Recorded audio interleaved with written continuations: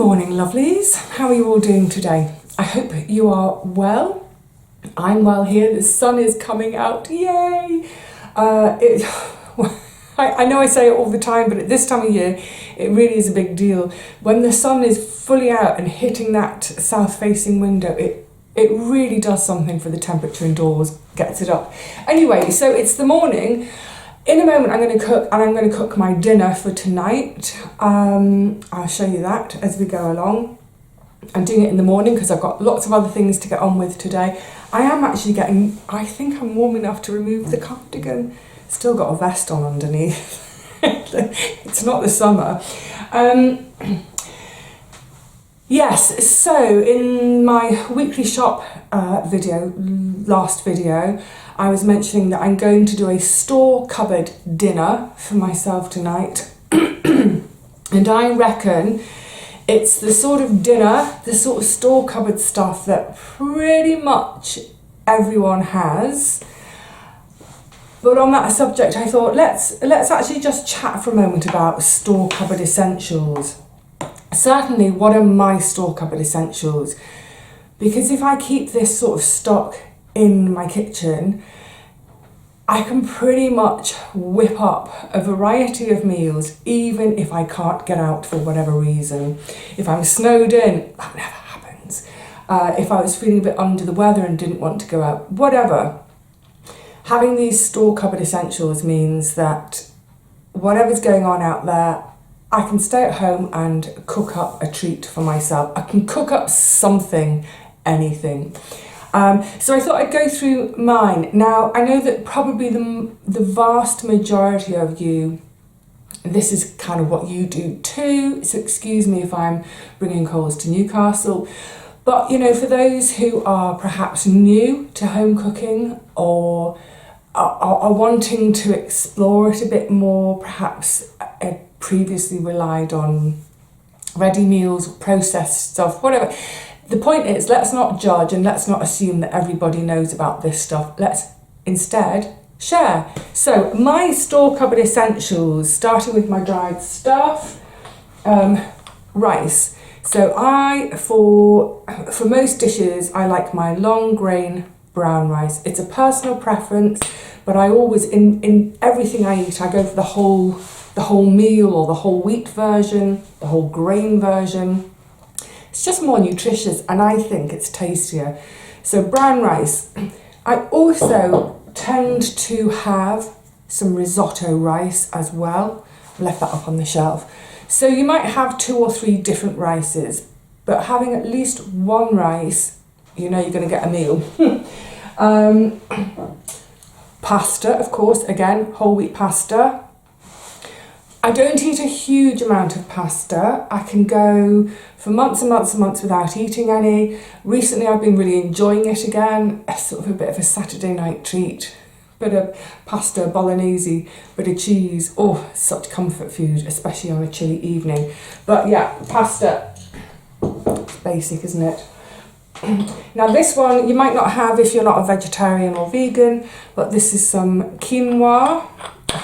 It's got the old label in for my use by date. So quinoa is a really useful one, and again, if you've never eaten quinoa, never used it, you would use it in a similar way to using your rice. So for example, if you are having something like a chili or a curry, you might have it with a bit of quinoa. You can use it in salads. The reason you'll see it in a lot of vegetarian kitchens is it's because it's a complete protein. You've heard me mention that in the past. A complete protein is a protein that contains all 9 of the amino acids that we need as our sort of building blocks for building our bodies. Rice, for instance, isn't complete.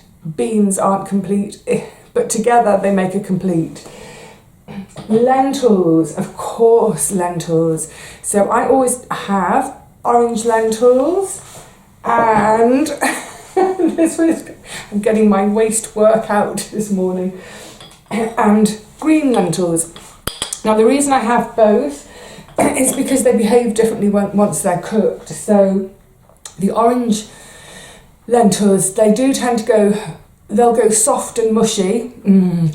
So they work really well bulking things up or thickening. So if you're having things like stews or soups, they'll thicken it. But of course it's a protein kick as well. Whereas I found with green lentils, they tend to keep more of their bite once they're cooked.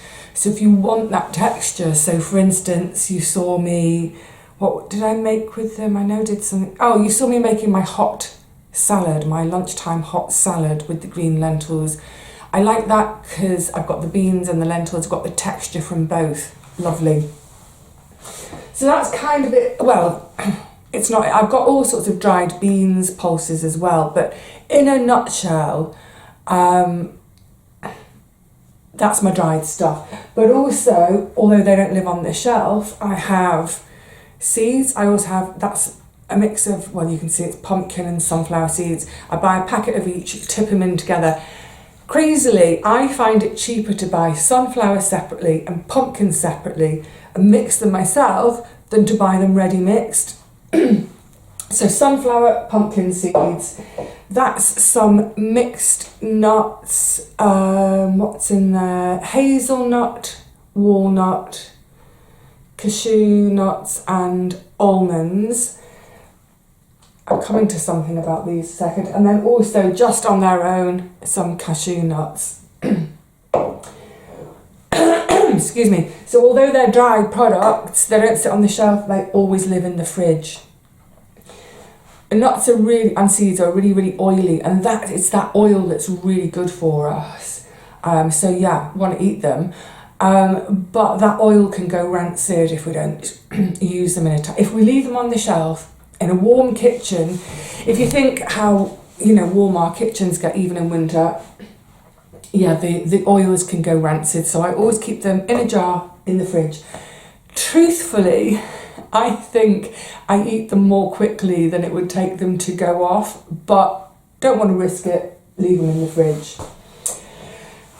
Now, one thing that I mentioned as well that I wasn't able to get, but I would consider it a store cupboard essential if you have a freezer, and that is some frozen greens, frozen spinach especially.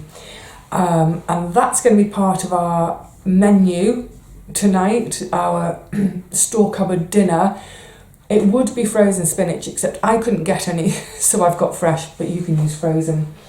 And then in the cupboard, just before I get to the cupboard, to me, excuse me, onions and garlic, they are absolutely also store cupboard essentials. Some people might think a sack of potatoes is a store cupboard essential. Go for it.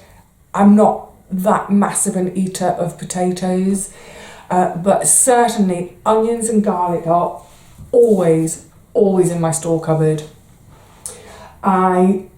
I don't wait till I use the last one before I get my next lot, because if there's only one onion left, I know I've left it too late to go shopping, because I will easily get through, I probably get through an onion a day, every day.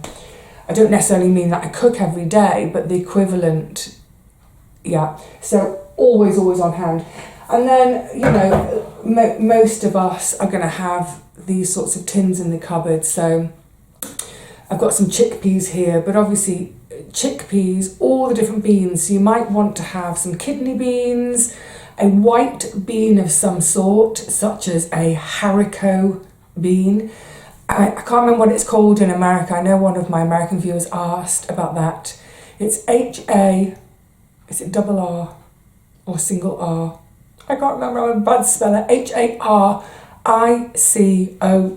It's the French word for bean, haricot. But haricot beans are a small white bean. They're the bean that gets used for making, it's cannellini, isn't it, that gets used for baked beans.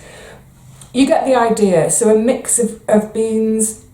You might want some big plump ones, like I say, like the kidney beans. You might want some smaller ones, the white beans. You might want to have something like a butter bean if you want a more mushy bean, if you want it to break down in a long slow cook like a stew.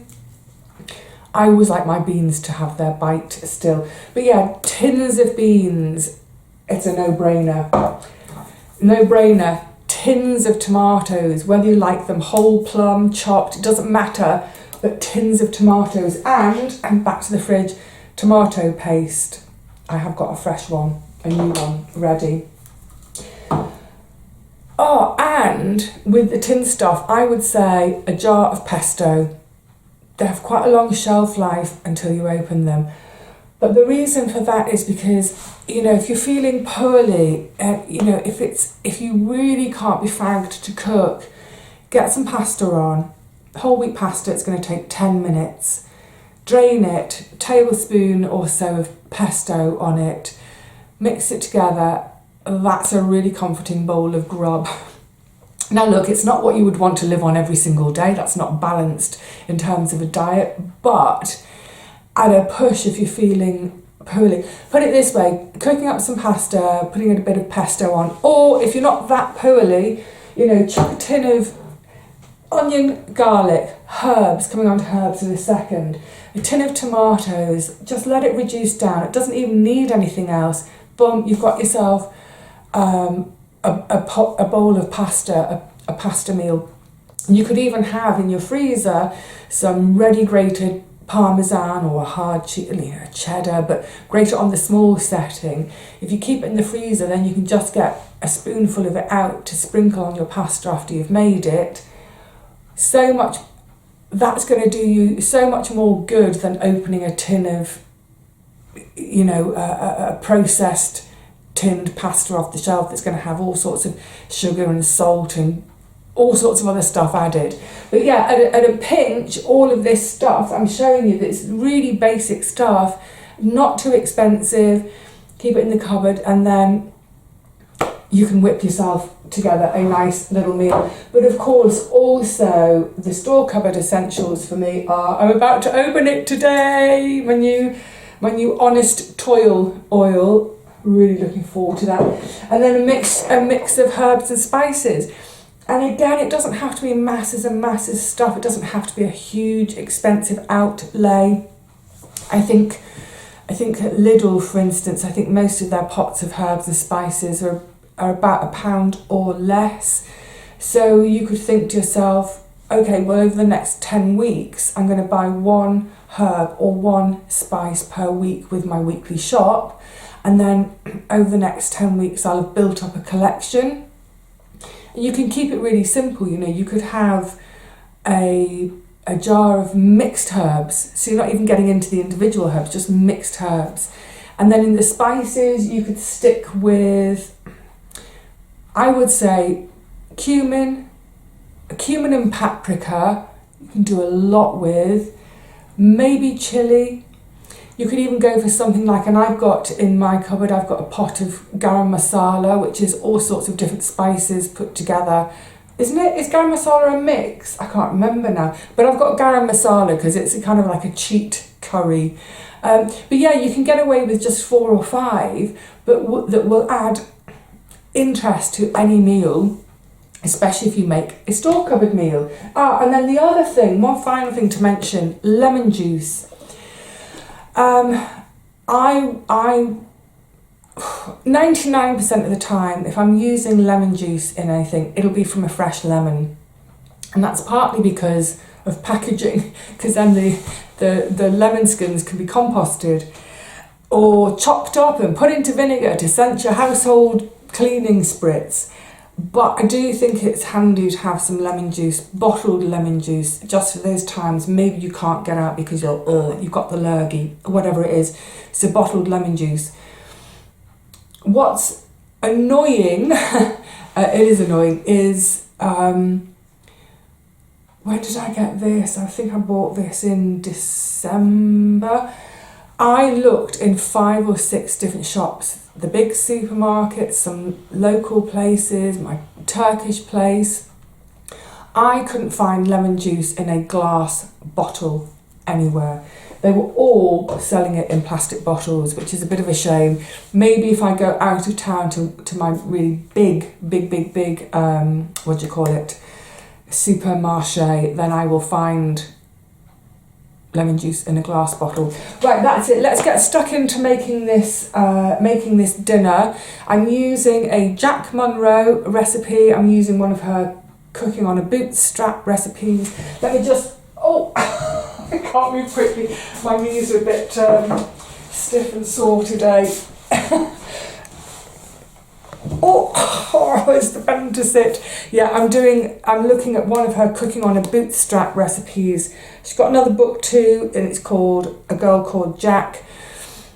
I highly recommend, if you see these books, borrow from the library. They're well worth a look because all of her recipes, it's all about cooking on a really tight budget. So if it's in here, it shouldn't cost a lot.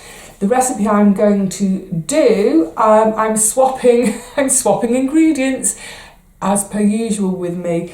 There was one ingredient I thought, oh, I like the sound of that, but I don't have it, but I've got something that's similar. So yeah, should we get on and cook some dinner? Come on. Eek! I just looked at the clock and realised I've spoken about the store cupboard essentials longer than I thought. So rather than ending up with a ginormously long video with the meal in it as well, I will for now say that's it. We'll do the recipe in the next video.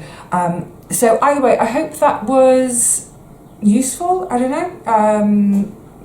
Like I said, I know the vast majority of you are, I was going to say old hands. I don't want to say old hands in the kitchen, you know what I mean, in terms of you've been scratch cooking your entire adult lives. Some of you will have been scratch cooking since you were a kid. But yeah, hopefully for those who are kind of still feeling a bit new in the kitchen and feeling a bit daunted by things, hopefully that was helpful. Look, get yourself down to the library, grab a couple of recipe books. The Jack books are great. Have a little look. Pictures help as well, don't they? Look at the pictures. If you think, oh, that looks really yummy, I fancy a go at that. And if the ingredients aren't too expensive, you can't go far wrong. Have a little look at my back catalogue, the In the Kitchen playlist. There's dozens and dozens and dozens of recipes in there, and they're all really frugal in terms of none of them. I don't think I've ever made a recipe that's costs more than £1 per person, per portion. So yeah, don't be scared. Start building up a little pantry for yourself. And when you're doing your weekly shop, if you're normally reaching for the ready meals and that kind of thing, start to put a couple of the store cupboard things into the shop as well.